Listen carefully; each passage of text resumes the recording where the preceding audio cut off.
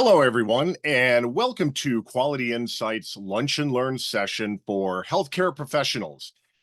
My name is Joe Pinto, and I'm a practice transformation specialist with Quality Insights, working in Pennsylvania with multiple practices in various specialties on the National Cardiovascular Health Project.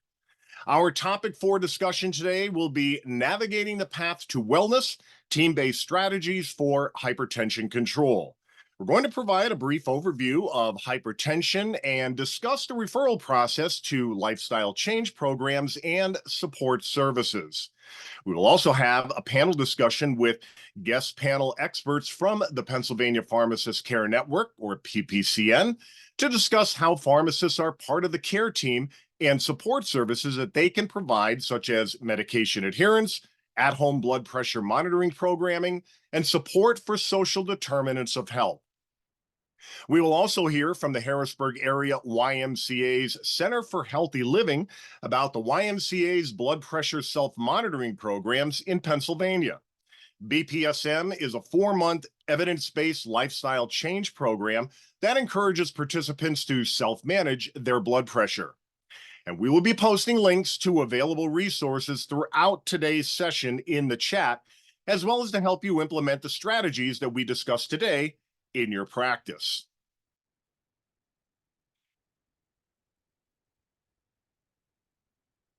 But before we begin today's presentation, I do want to walk you through a couple of housekeeping items about the Zoom webinar platform that we're using, just in case those of you are not familiar with this particular meeting format. So in order to make sure that everybody can hear our presenters clearly, all of the attendee lines are currently muted.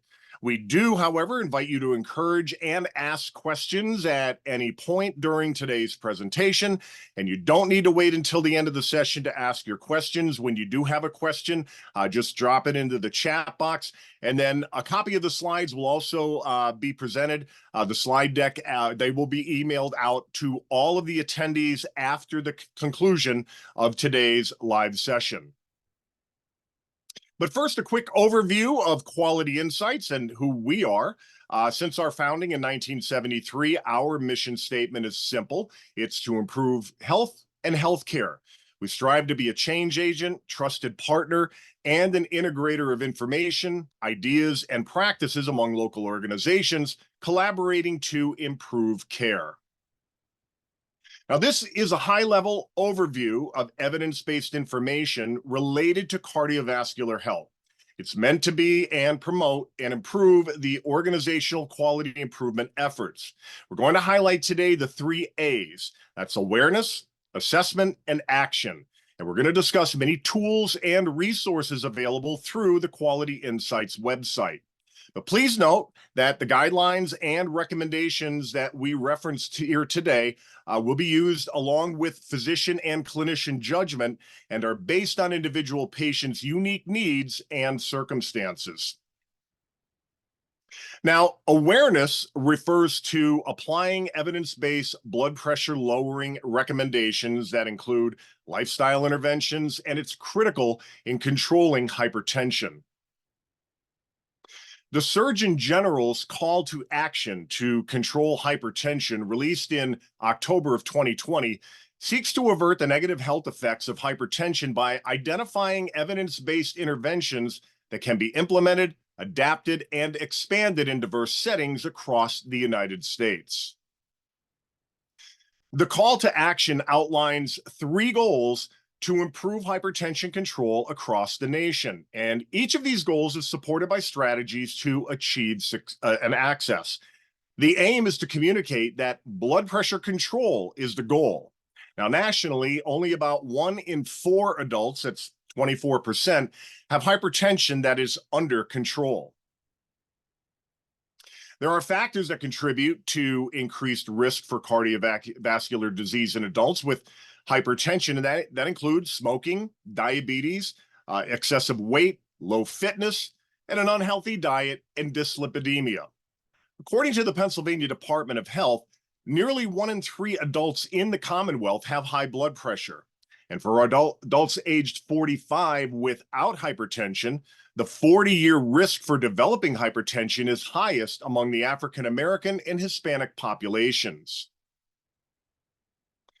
The Target BP recognition program celebrates practices, FQHCs, and health systems who treat patients with hypertension for achieving blood pressure control rates at or above 70% within the populations that they serve. This will ultimately lead to a reduction in the number of Americans who suffer heart attacks and strokes. To be a part of the recognition program, you can register now. Registering now will give you access to submit data for a 2024 Achievement Award. Registering, however, does not count as data submission, which must be completed on the data platform no later than May 17th at 11:59 p.m. Eastern Standard Time. Now, with a strong scientific evidence-based self-measured blood pressure monitoring, or SMBP, is recommended by the National Million Hearts Initiative, the Agency for Healthcare Research and Quality, and the United States Preventative Service Task Force. It is promoted by the Centers for Disease Control and Prevention as a best practice.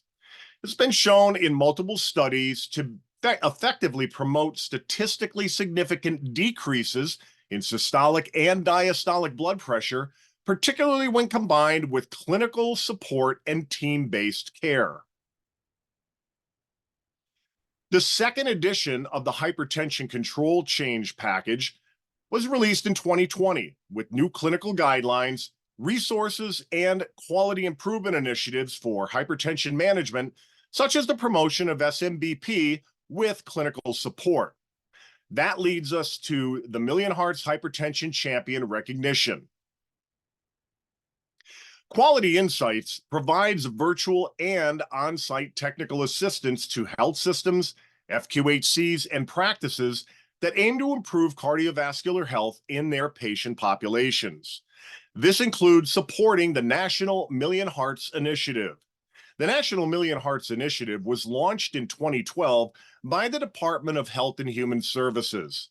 The Centers for Disease Control and Prevention and Centers for Medicare and Medicaid Services co-lead the initiative, along with many other federal and private partners, such as the American Heart Association.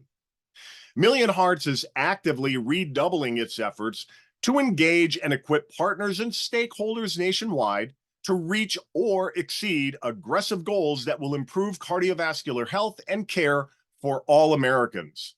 Quality Insights Cardiovascular Disease Management module, available on our website, can help you find Million Hearts resources. So talk to your Quality Insights practice transformation specialist for more information. The Million Hearts Initiative combines building health communities and optimizing care to focus on health equity, decreasing tobacco use, physical inactivity, and particle pollution exposure while improving usage of appropriate aspirin or anticoagulants use can lead to improvements in blood pressure control, cholesterol management, and smoking cessation, in addition to increased use of cardiac rehabilitation. The Cholesterol Management Change Package, recently released on March 18th, offers a compilation of evidence-based strategies for enhancing cholesterol management in outpatient clinical settings. It includes innovative concepts for change, practical ideas for implementation, and a range of tools and resources grounded in both evidence and best practices. The major risk factors for CVD include smoking, hypertension, dysglycemia, and other lipoprotein abnormalities. Because atherosclerosis progresses with advancing age, a person's age also counts as a risk factor. The new guideline adds factors like family history and ethnicity, as well as certain health conditions listed on the slide. Modifiable and non-modifiable risk-enhancing factors are discussed at length in the guidelines. Many people have risk factors for hypertension, including health conditions, lifestyle risks, and family history or genetics. It's important to note that most risk factors are within our control, so people can be empowered to take control of their health to a large extent, and then empowerment is key to SMBP and the Healthy Heart Ambassador Blood Pressure Self-Monitoring Program. Now, when it comes to managing hypertension, knowing the numbers and using the tools through assessment is vital. On this slide, we see the categories of blood pressure in adults as stated in the 2017 guidelines from the American Cardiology Association and the American Heart Association Task Force on Clinical Practice Guidelines. The guidelines outline the systolic and diastolic blood pressure measures in the normal range through stage 2 hypertension. A 2017 report from the Community Preventative Task Force recommended SMBP interventions to improve blood pressure outcomes in patients with high blood pressure, noting that there is sufficient evidence of effectiveness for SMBP when used alone. But there is strong evidence of effectiveness for these interventions when combined with additional support, such as patient counseling, education, or web-based support. And this finding is based on evidence from 25 studies with 29 study arms. Additional support varied between studies, and half were conducted using a team-based care arrangement where healthcare providers worked alongside other professionals, such as nurses and pharmacists, to improve coordination of care and support for patients. Results demonstrated consistent and meaningful improvements in blood pressure that were sustained at 12 months when the intervention was compared with usual care. Studies in which SMBP was combined with additional clinical support were the only ones that to show that a sustained improvement in blood pressure reduction. SMBP with clinical support is a cost-effective strategy for lowering blood pressure and increasing medication adherence among patients with high blood pressure. Implementing SMBP alongside clinical support can enhance both the accessibility and quality of care for individuals with hypertension, while also increasing the convenience and availability of blood pressure management for the wider population. Clinical support encompasses consistent one-on-one counseling, the utilization of web-based or telephonic support tools, and participation in educational classes. ValidateBP.org has listings of blood pressure monitors that are validated for clinical accuracy through an independent review process. Quality Insights does environmental scans to monitor insurances that do provide BP monitors at no cost to their patients. And this is an invaluable way to assist your patients in obtaining their own blood pressure monitors. An action plan is put into place for improving the health of patients and managing their hypertension. Recommendations for living a healthy lifestyle comprised of eating a nutrition-dense diet and the inclusion of regular physical activity remain a focal point of the 2018 AHA-ACC cholesterol guidelines, as they were in the previously published versions. AHA and CDC recommendations for referrals for adults are shown here. Now, there are additional program resources for patients that are available. These programs have been approved by the CDC to assist individuals to create long-lasting lifestyle changes by reducing the risks associated with hypertension and other chronic diseases. Living a healthy lifestyle is a focal point of the American College of Cardiology and the American Heart Association's 2017 guidelines for the prevention, detection, evaluation, and management of high blood pressure in adults. Lifestyle changes that have been shown to be effective include weight loss, healthy diet, reduced intake of dietary sodium, enhanced intake of dietary potassium, physical activity, and moderation in alcohol intake. You can link to several AHA recommended resources shown here. Also, a 2017 article published in the Journal of the American Heart Association documented that people with indications for statins and more simultaneously occurring vulnerabilities experienced the greatest disparities in statin use. Black women and those without health insurance were at particularly high risk of underutilization. Focused efforts and specific interventions targeting patients with multiple vulnerabilities are needed to optimize statin utilization. This slide suggests ways that providers and clinical staff can help underserved populations prevent progression. PA Navigate is a new online tool powered by findhelp.org to help connect all Pennsylvanians with community-based organizations and much, much more for referrals, for resources to help their needs. PA Navigate aims to connect individuals with various resources and assistance programs in their local area. It provides a searchable database of community resources such as food assistance, housing support, healthcare services, employment assistance, and more. Users can either enter in their location and specific needs to find relevant organizations and programs that might be able to help them. And PA Navigate is often used by individuals that are seeking assistance, as well as organizations looking to connect their clients with additional support services. Now, there are other things, also workflow modifications that your practice can implement that can help improve cholesterol management. Now, while assessing cholesterol levels may be a standard part of your clinical routine, a truly actionable plan of care cannot be carried out consistently for all patients by a single provider.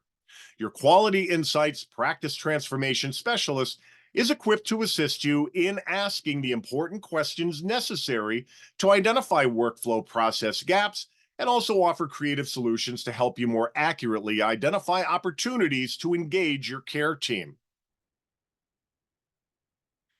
Now, in the limited amount of face-to-face time that providers have with patients, the ability to directly focus on their needs instead of a screen is critical. Here are 3 ways that you can utilize your EHR to improve overall hypertension management without losing valuable interaction time. Number 1, mind your measures. Being aware of hypertension management measures can assist you in locating opportunities for improvement and/or measuring progress of implemented workflows. 2, document referrals in the structured data fields. You may already be in the habit of regularly referring patients to evidence-based lifestyle change programs that can promote healthy lifestyles. But by assuring referrals are entered into structured data fields, you will be able to account for those who and how many of your patients are being referred. Also, what types of programs are most often utilized, and you can run reports to ensure feedback reports are obtained from referral partners. And then number 3, utilize EHR alerts. Most EHRs have the capacity to provide clinical reminders. These can be especially helpful in high-volume practice settings where it can be challenging to readily identify or remember important health maintenance information.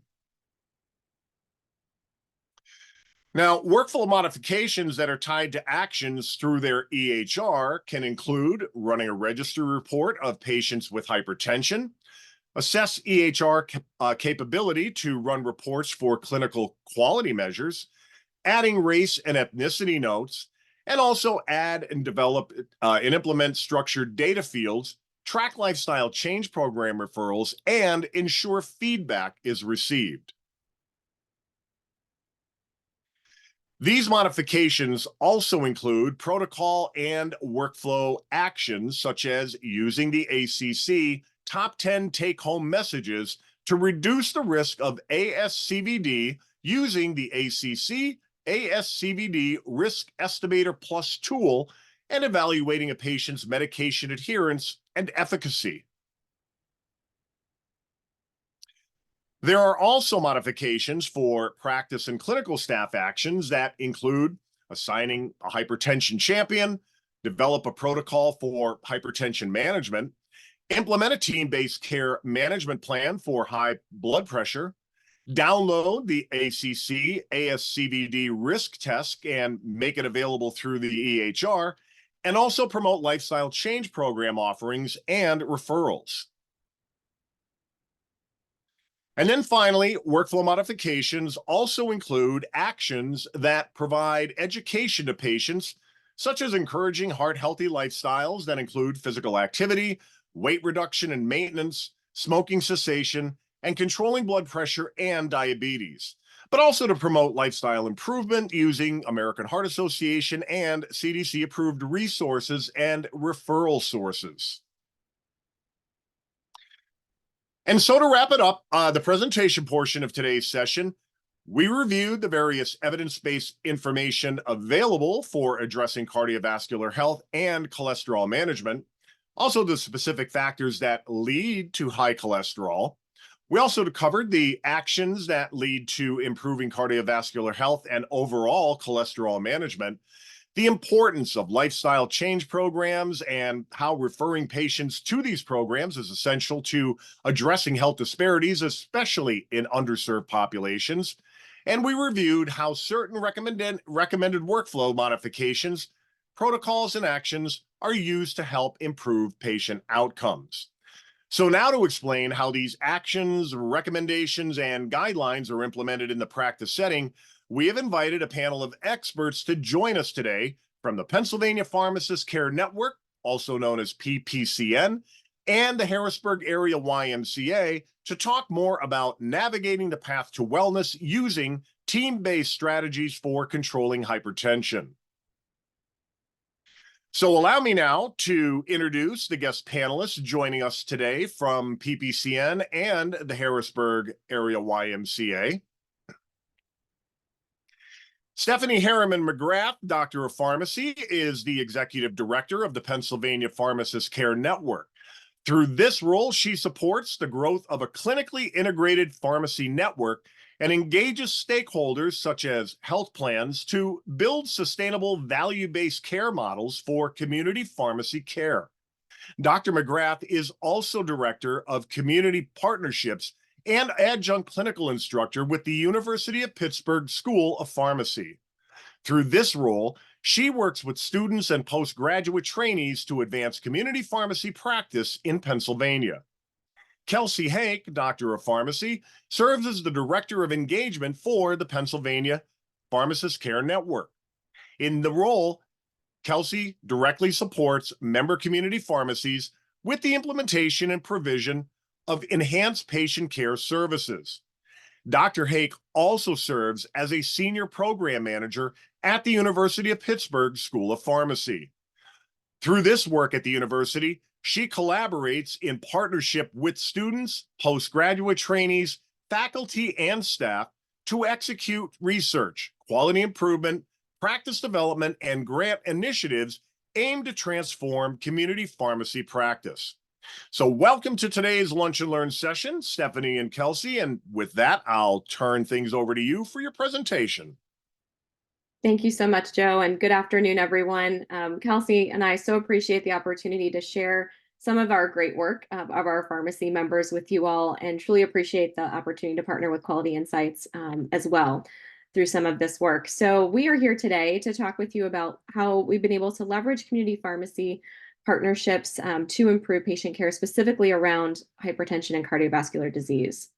The Pennsylvania Pharmacist Care Network is a clinically integrated network of mostly independently owned community pharmacies across the Commonwealth of Pennsylvania. We are highly concentrated in southwestern and southeastern Pennsylvania, but do have over 200 community pharmacy locations. Some are independently owned for the most part, and then we do partner with a regional grocery store chain, Wise Markets, and several other single-owner multi-locations, and cover 51 counties across the Commonwealth. We do have a presence in some rural counties as well, and our pharmacies represent sometimes the only access point to healthcare within 15 to 20 miles. But our network, the mission of PPCN is to enable and support the delivery of quality pharmacy care and outcomes in collaboration with patients, practitioners, and stakeholders involved in a patient's care. Again, we've been very grateful to to carry out some of this work in collaboration with Quality Insights and have many more plans over the coming years to expand upon this work. Our vision is that pharmacists and pharmacies will be leaders in the promotion of healthy communities through innovations in health and pharmacy care. So we've been able to leverage the unmatched access point that community pharmacies serve for patients in the community.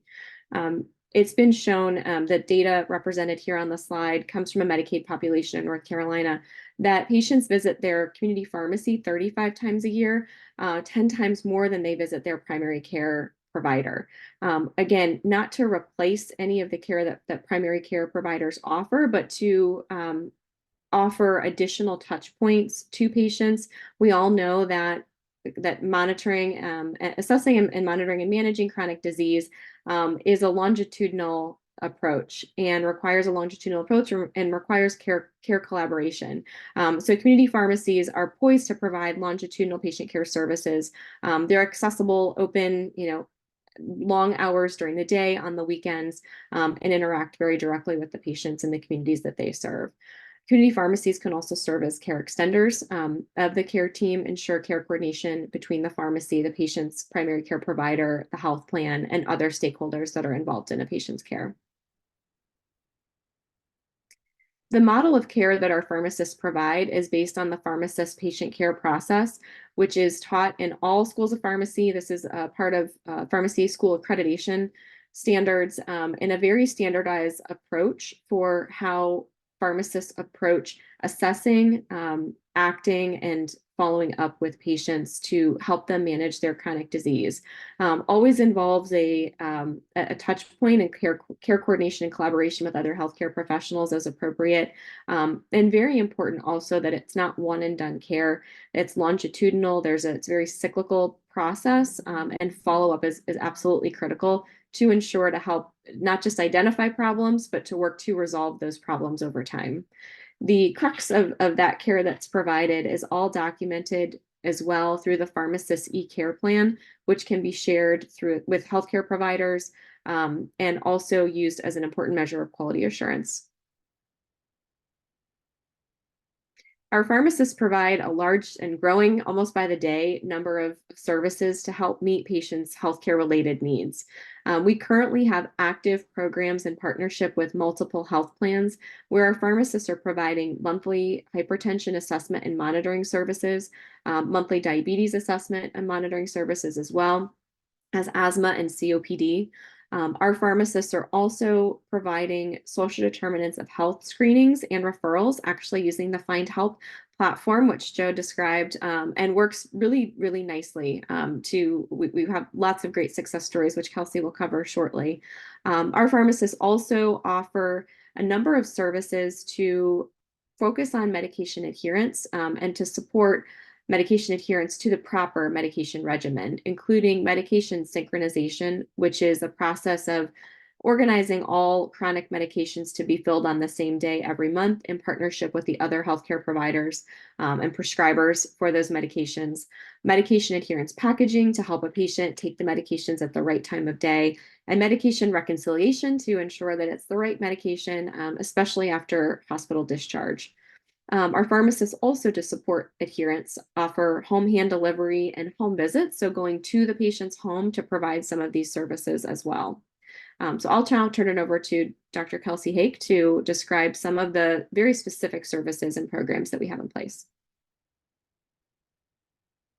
So much, Stephanie, and thank you again to the Quality Insights team for having us. We're really excited to talk about the work that our pharmacies and many community pharmacies are doing in order to serve patients and their help support them with their healthcare goals and their gaps. So when you think about pharmacists, you think about community pharmacists, you probably first think about medication management. And certainly we know that medication non-adherence is a big issue in our country, and one that pharmacists are particularly poised to support. We'll also talk about some of the other things that our pharmacists are doing and help you maybe think about different ways you can collaborate with pharmacists or leverage pharmacists to support your patients. So we know that patients are non-adherent to their medications approximately 50% of the time. And when we're talking about conditions where we don't necessarily feel symptoms of whether or not our disease state or our condition is controlled, that can rise up to 80%. So it's definitely a gap that we need to address and that pharmacists are able to support.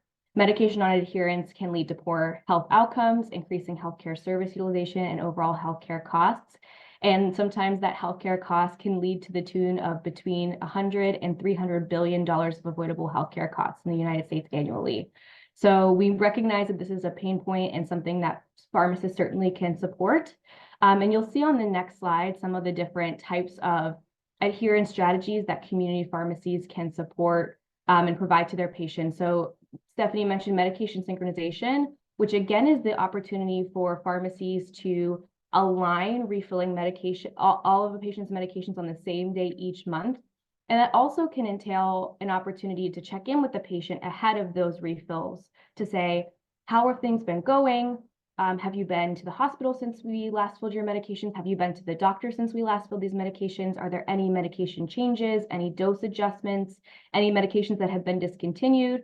So not only are they refilling those medications on the same day each month, but ideally they're checking in with that patient to make sure that they're filling the same medications for that month and that there haven't been changes, or maybe they need to get a refill authorized from the provider for one of those medications, or maybe they need to order one of the medications that the pharmacy doesn't have in stock.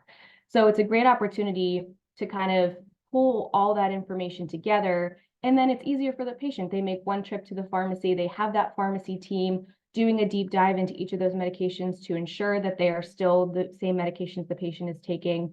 And it improves adherence because the patients are hopefully not forgetting to make an extra trip to the pharmacy. They're checking in with their pharmacist team to ensure that those medications are still active and still appropriate. Adherence packaging is also a great tool that many of our pharmacies offer to patients and patients can utilize. It has the ability to improve medication adherence, increase confidence in medication management, and improve the perceived quality of life. And you'll see an image of adherence packaging that one of our member pharmacies offers to their patients in a sort of a blister, but also card pack. And on the opposite side, it tells them what is in each blister and when they're supposed to take each of those medications each day, whether it's morning, evening, afternoon. And then, as Stephanie mentioned, we also provide home hand delivery at many of our pharmacies to address any social determinants of health gaps related to transportation. So if in the event that the patient can't get to the pharmacy, or maybe they have other social determinants of health, like their employment status, that prevents them from getting to the pharmacy, this is an opportunity to ensure the patient has access to medications in a timely fashion and resolve any of those social determinants of health gaps around transportation or otherwise. And speaking of social determinants of health, you'll see on the next slide, social determinants of health defined by Healthy People 2030 include a lot of things that our pharmacists interface with their patients regarding. So education, access, and quality, healthcare access and quality, neighborhood and built environment, economic stability, and social and community context. And our pharmacies are supported through various programs with various partners in providing social determinants of health screening, but also social determinants of health referral. So if that patient screens positive for having a gap, the pharmacy can take that next step of utilizing resources like the findhealth.org or PA Navigate website, or also because they are embedded in their communities, they may know of the local food bank down the street, or the closest dietitian, or the closest AmVet where the patient has access to clothing or housing resources or whatever it may be. So our pharmacists, on the next slide, you'll see a description of what the pharmacists are doing in the context of social determinants of health screening. So the pharmacist and pharmacy staff will screen patients for social determinants of health, assess for medication complexity findings, and refer to community and/or patient resources. The pharmacy team will refer the patient to appropriate community resources and/or care management. So maybe back to the health plan too, who might have some additional resources. And the pharmacist and pharmacy team will document the screening and follow up in the pharmacy care plan. And again, because we see our patients longitudinally, this also allows for us to follow back up with those patients and determine if there were gaps in social determinants of health. Did those resources resolve that or not? How can we work together and triage additional resources that could be available? Or social determinants of health can change over time too. So a patient may need something in the moment this month, may not need anything the next month, and may need something different the subsequent month. I wanted to share just a super quick success story regarding social determinants of health with one of our pharmacies and a patient that they saw. So I'll give you the gist. And the patient had limited access to transportation. She had housing issues. She had low income and little to no food. And she had one bus pass left and was choosing between whether to go to the food bank to get more food or using that bus pass to go to her doctor's visit because she was having chronic pain issues and was trying to decide between food and between healthcare. And so we know that, social determinants of health can prevent patients from being able to prioritize their health conditions. And if pharmacies that have relationships with patients that are embedded in their communities and know the resources around, or can utilize resources like findhelp.org or PA Navigate to triage and identify additional resources that patients may be eligible for based on their demographics, then if we can help resolve for those, then we can dig into those chronic conditions a little bit more and help them better manage those as well. Because if they're choosing between food and healthcare, if they choose food, then the healthcare is falling lower on the totem pole. So a great opportunity for pharmacists to intervene in things beyond medications that are impacting how they can take their medications and manage their chronic conditions. And then, as Stephanie mentioned, we have lots of programs supporting chronic care management for conditions like asthma and COPD and diabetes, but we'll dig in a little bit today to some of the logistics around our hypertension services and how pharmacists meet with patients monthly to address their hypertension, assess how their hypertension is being managed, and support them with a plan moving forward as to get to their goal blood pressure.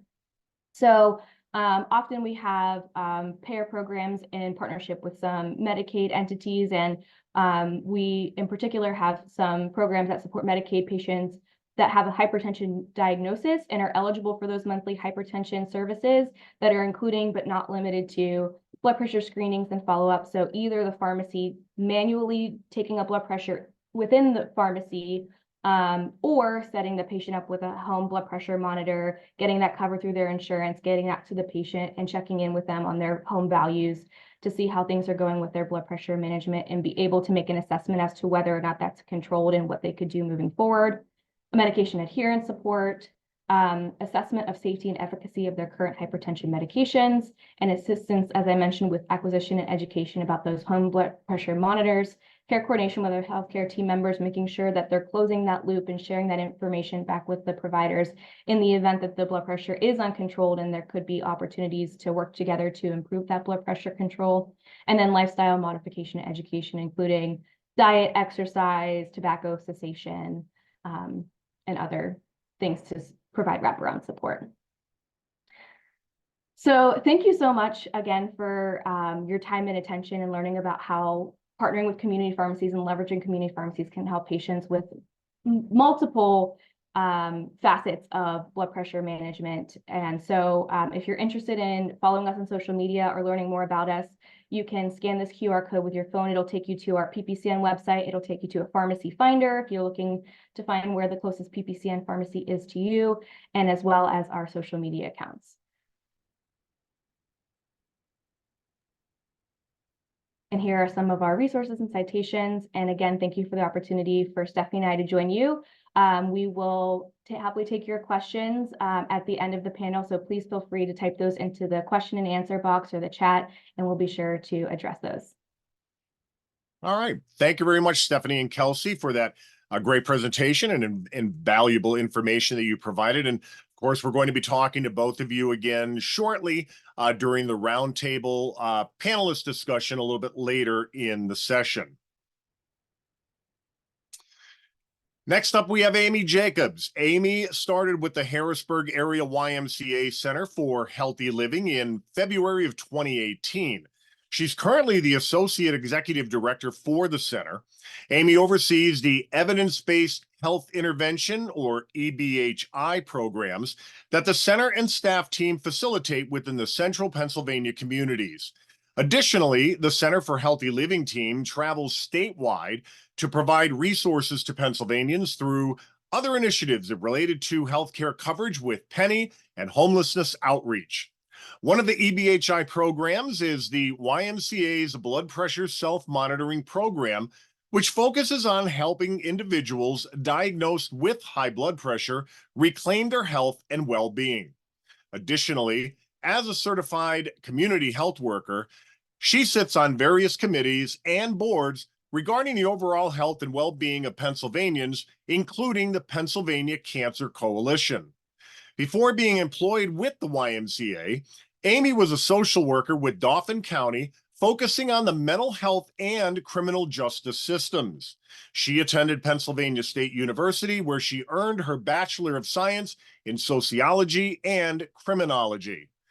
Amy is always excited to connect with new individuals and continue her work in helping community members throughout the Commonwealth of Pennsylvania and beyond. So thank you for joining us today, Amy, and I'm now going to turn things over to you for your presentation. Thank you for having me. You guys can hear me okay? Yes, we can. Perfectly. Okay. I've been having some technical issues with my Zoom account this week, so I just wanted to make sure we're good to go. So thank you to Quality Insights for having me as a panelist around this great topic. We obviously, having a program directly related to heart health, have a very strong passion here at the Harrisburg area Y, as well as nationwide with the national Y. You can proceed to the next screen. So just some of the things that we're going to review today. We're going to go over what the program is, give you a more in-depth overview, and go over how individuals can qualify and enroll into these programs, as well as some of the additional programs offered through the YMCA Center for Healthy Living and the Y as a whole nationally. A little bit more about the YMCA Center for Healthy Living. So that is a center that is directly under the Harrisburg area YMCA. If anyone has information or has previous contact with YMCAs, you'll know that most people in the community just see the Y logo and think that they are all the same. But just like Dunkin's or Starbucks, we are as associations based and have certain service delivery areas. For the Harrisburg area YMCA, we oversee Dauphin, Cumberland, and Perry counties as far as our service area goes. But that is the unique distinction for what the YMCA Center for Healthy Living is able to complete, because most of our work is actually statewide.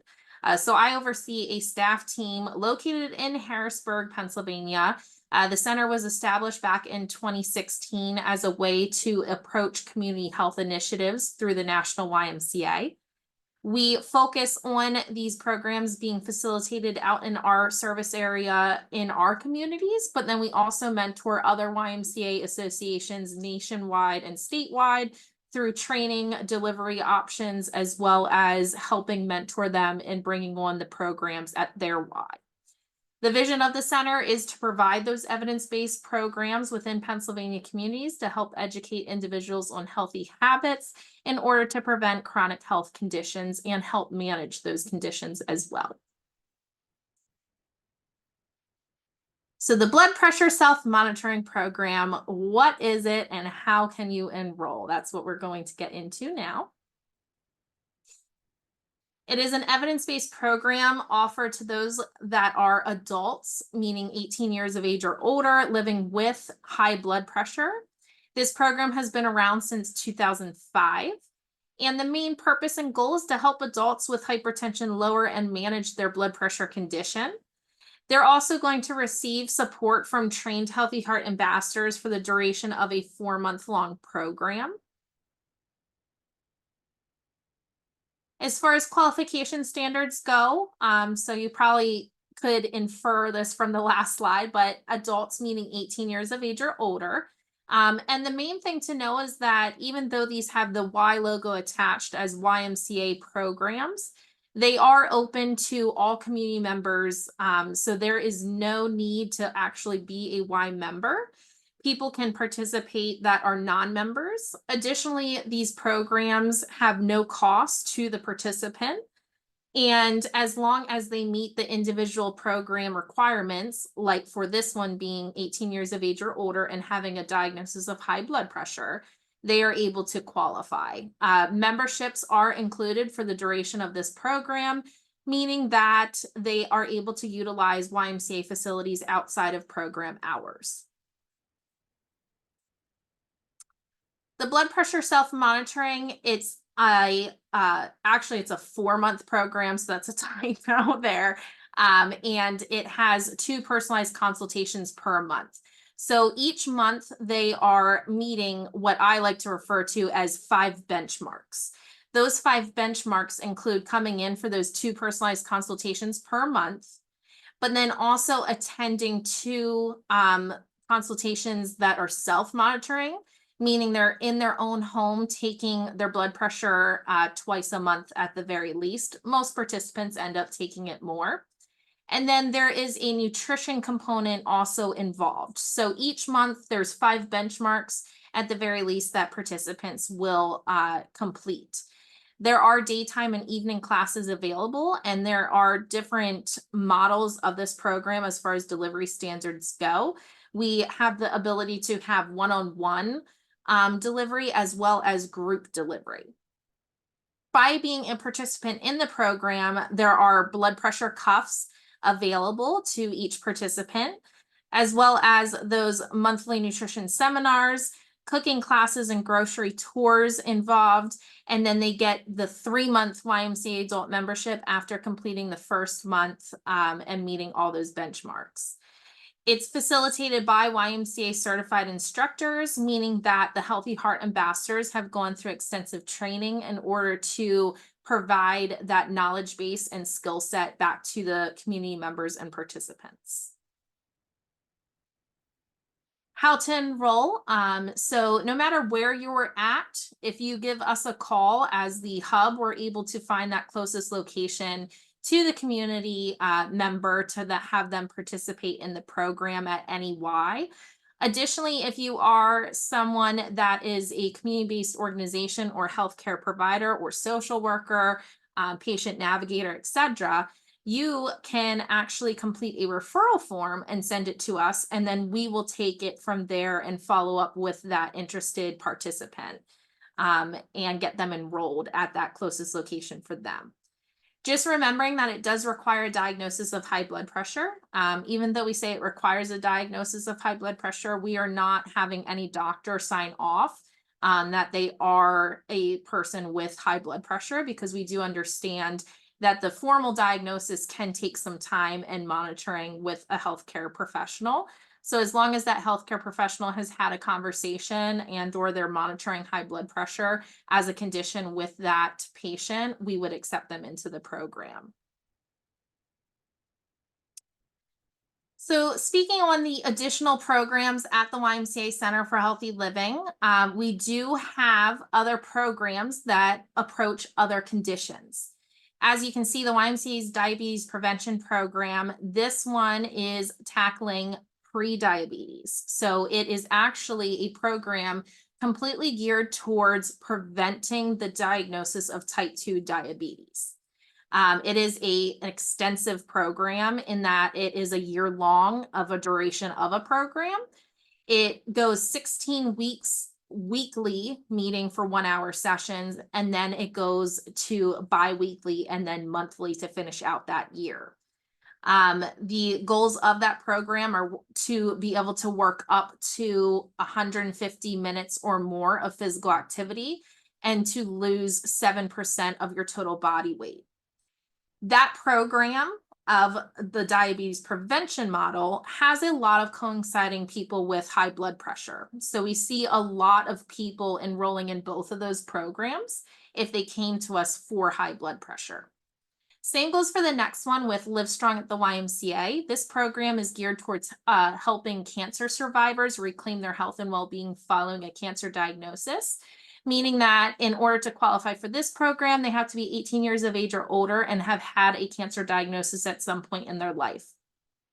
They can come to us at any point in their cancer journey, meaning pre-treatment, during treatment, and post-treatment. We've had people 25 plus years cancer-free, deemed by their medical team, but that they are still coming to us at that point and participating. A lot of cancer survivors, due to treatment and or surgery, have gained a condition of high blood pressure. So that is another example of how co-occurring diseases and conditions can qualify a person for multiple programs offered through the YMCA. The next one we have is the YMCA Healthy Weight in Your Child program. That program is for a very niche group of individuals that are 7 to 13 years of age and within the 95th or greater BMI percentile. With that participant in the program, we also require a parent and or guardian. So it takes that household approach to provide that support for individuals to get on a healthier lifestyle journey. The next one is the Freedom from Smoking. This program is for any individual, children and adults that want to quit any sort of nicotine or tobacco usage, meaning your traditional cigarettes, your e-cigarettes, your cigars, your smokeless tobacco, your vape devices, things like that would all qualify for this type of programming. A lot of individuals who are receiving tobacco and or nicotine in their lifestyle will probably qualify for some high blood pressure as well. So this is just another example of how integrated those conditions can become. The YMCA's weight loss program is a classroom delivery-based program to help adults seeking a healthier lifestyle. And then nutrition counseling can be delivered one-on-one or by group-based. And this is with our registered dietitian. Enhanced Fitness, the last one listed here, that is a falls prevention, arthritis, low-impact physical activity program that is for any adult 18 years of age or older. And for more information on these programs and learning how to qualify and or refer to us, you can always reach us at our phone line and fax line, which is the 717-232-2027, or by emailing us at our email line of healthy.living@ymcaharrisburg.org. And we'd be more than happy to help you or answer any questions or concerns. But that is basically the heart of what I have to show you as a quick view today of our programs and what we do at the YMCA. Just knowing that a lot of what we do at the Center for Healthy Living is purely community health motivated, and we're trying to reach those community members with certain health conditions, primarily here today, speaking on the blood pressure conditions and high blood pressure conditions in our local areas, and having intervention available for them to learn techniques and have the knowledge to approach that condition and learn better lifestyle choices and changes. So thank you. Thank you, Amy, for that wonderful presentation. And now that brings us to the roundtable discussion portion of today's session with our guest panelists. With the remaining time that we have left today, we're going to do a little bit of a deeper dive into the topic of navigating the path to wellness using the team-based strategies for hypertension control. So the very first question that I have for the discussion today is going to go to Stephanie and Kelsey. You had indicated during your presentation, you had a presentation slide talking about medication management and adherence, as well as the support services. So in discussing that topic, can you elaborate a little bit more on the specific tasks and the responsibilities that pharmacists undertake within collaborative care team networks for hypertension management, especially focusing on the strategies to improve medication adherence? Sure, I'd be glad to. And this gets to one of the questions that was chatted over as well, I believe. But through the medication synchronization process, it's a very it's not a one and done type of process. It does take sometimes several weeks for pharmacists and the pharmacy team to complete the medication synchronization process. In that process, they verify first with the patient about the medications that they're taking, and then any discrepancies that may be identified. 2 doses of the same blood pressure medication, as an example. Any discrepancies, any drug therapy problems that would be identified would require contact and communication with the prescriber of that medication therapy. Sometimes it does take several phone calls to the prescriber, if there's a cardiologist involved, primary care doctor, and trying to figure out, what that patient should really be taking through the medication synchronization. And that really gets into medication reconciliation. So reconciling the medication list to ensure that the right medications are being filled. And then making sure the pharmacy has the record of the right medications. They also need to make sure that it's covered by the patient's insurance, that the patient can afford the medication copay, whatever that may be, that the patient can take it. So, the pill isn't too large, or the routine of taking the medications is manageable in their daily life. And then at that point could also offer adherence packaging services as well. So especially the patients that take medications multiple times a day, or any chronic medication, adherence packaging is a service that has been shown to improve adherence, to help people remember to take their medications. And then the home hand delivery of medications is not just mailing medications to a doorstep, but an individual going to the patient's home to make sure that they get the drugs in a safe way. And to ensure that, occasionally the delivery drivers as well, once they're there, can also help to identify any issues that the patient may be having and bring those back to the pharmacy for assessment as well. There was a question in the chat about communication to prescribers about changes in medication therapy. And it's really very much individualized through the medication reconciliation process. If there's an acute issue that absolutely needs to be addressed in that moment before the patient can receive their medication, the pharmacy team, the pharmacist will get on the phone and call, the prescriber's office. And then it really is very much individualized based on the relationship that the pharmacy team has with the PCP office, if the patient has a PCP, and working with them to ensure that, again, the patients are getting the right medications, and that the team understands that. Okay, excellent. Amy, I have a question for you, and we're actually going to start off with a question that was indicated in the Q&A box. We have an attendee that would like to know how do you recruit for your BPSM program, and what's the retention like for it being 4 months?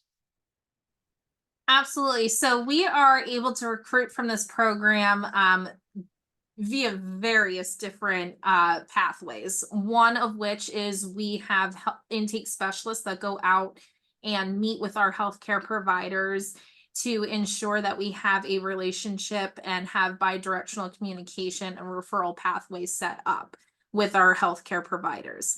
Pennsylvania is unique in that we have multiple different major health systems at play here. So we do have a lot of different offices, even directly in our remote service area of Harrisburg, Camp Hill area, Hershey area, etc.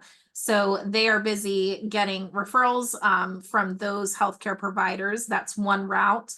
The other route is that we have staff that are attending constantly into different events, and they're having the information as a vendor or at tabling events. So individuals might be coming to those and then be able to learn about our program and contacting us because they're interested.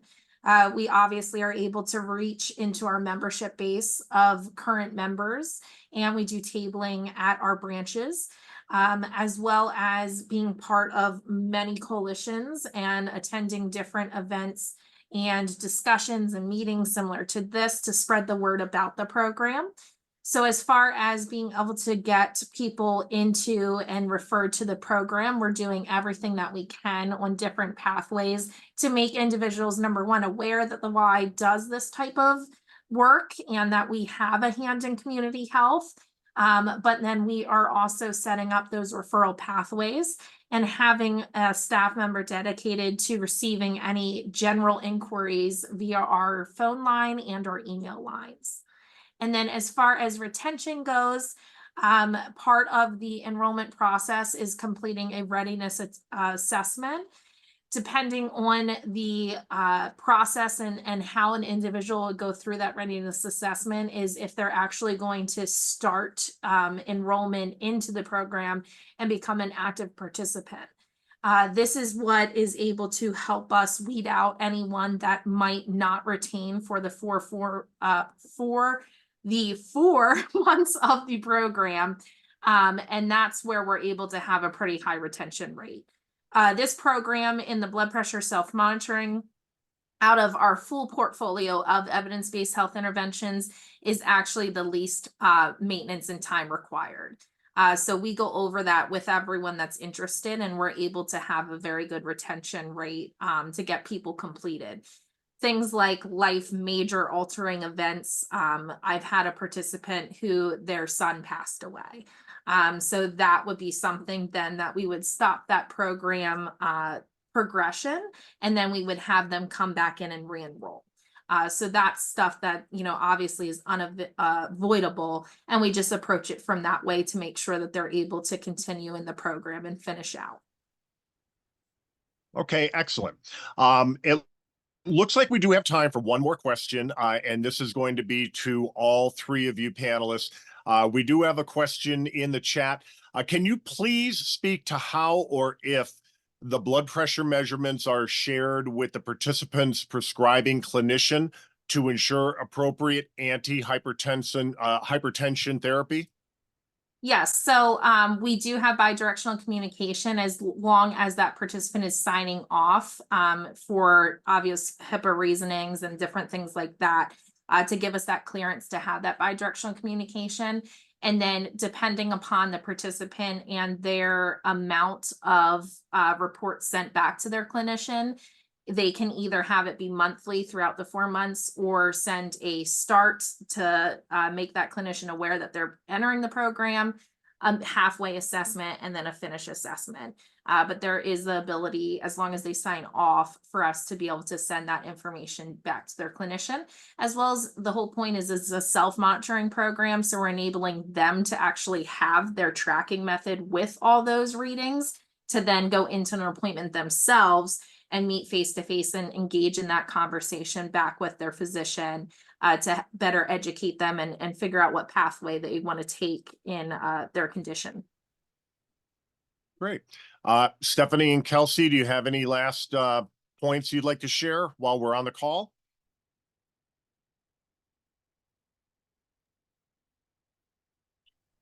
Just to address that last question as well about communication with other prescribers. Pharmacies typically do not have access to EHR records. So the methods are individualized, and faxes, phone calls, and patient empowerment, as Amy described, are all strategies that are utilized to help to share those readings back with other care team members to ensure proper medication management. Yeah, I would agree. I think, educating the patient on following up with their provider and doing that care coordination and getting them connected back to the provider, especially when we're finding readings that are out of the goal range and potentially could have some additional steps taken to support that patient in reaching that. It certainly is a huge strategy, but as pharmacies identify issues and maybe an opportunity to adjust therapy, increase the dose, add a new agent, those are definitely routed back to the care team as well. All right, excellent. Well, thank you, panelists. That was an enlightening discussion, and I really appreciate you all joining us on this presentation today. And for more information about Quality Insights and the various services that we provide, you can find us on the web at the address listed on your screen, or you can connect with Quality Insights via social media platforms.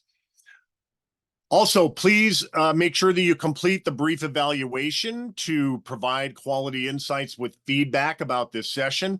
You will automatically be directed to the evaluation once you close out of today's webinar. It should take only about 3 minutes to complete, so please take a moment, if you can, to provide us with your thoughts on today's training. We also provided a link to the QR code to the evaluation on this slide. Well, that just about does it. All the time we have today. I want to thank again our guest panelists, Stephanie Harriman-McGrath and Kelsey Hake. from the Pennsylvania Pharmacist Care Network, and Amy Jacobs of the Harrisburg Area YMCA Center for Healthy Living for their expertise on team-based approaches to hypertension control and the contributions they brought to today's Lunch and Learn session. Now, for those of you joining us today, we do invite you to please share the link to this educational session with your staff and colleagues. And if you do have any questions regarding the topics we discussed today, you can reach out to me at the contact information that was provided on the screen prior. And just a reminder that a copy of the slide deck is going to be sent out to all of the attendees today. So check your email for that slide deck. We also will hope everyone enjoyed today's session and that you will join Quality Insights again in the near future for another engaging Lunch and Learn session and discussion of the topics that are the most impactful in healthcare today. So long, everyone.